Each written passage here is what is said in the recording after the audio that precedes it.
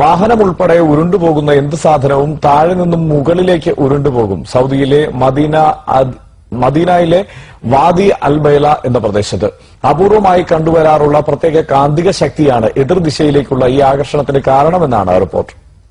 മദീനയിലെ പ്രവാചകന്റെ പള്ളിയിൽ നിന്നും ഏതാണ്ട് 35 കിലോമീറ്റർ സഞ്ചരിച്ചാൽ വാദി അൽ ബൈലാഇ എന്ന ഈ പ്രദേശത്തെത്താം.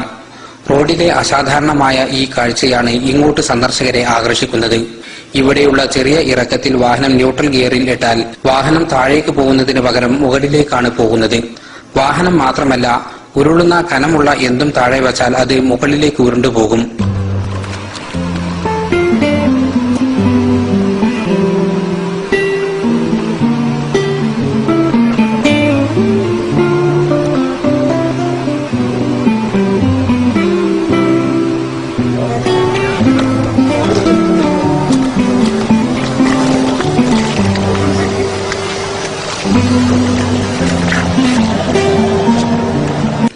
ലോകത്തിന്റെ ചില ഭാഗങ്ങളിൽ കണ്ടുവരുന്ന പ്രത്യേക കാന്തശക്തിയാണ് എതിർദിശയിലേക്കുള്ള ഈ ആകർഷണത്തിനു കാരണം എന്നാണ് പറയപ്പെടുന്നത്. പർവ്വതങ്ങൾ നിറഞ്ഞു നിൽക്കുന്ന ഇത്തരം പ്രദേശങ്ങൾ ഗ്രാവിറ്റി ഹിൽ അല്ലെങ്കിൽ മാഗ്നറ്റിക് ഹിൽ എന്ന പേരിലാണ് അറിയപ്പെടുന്നത്.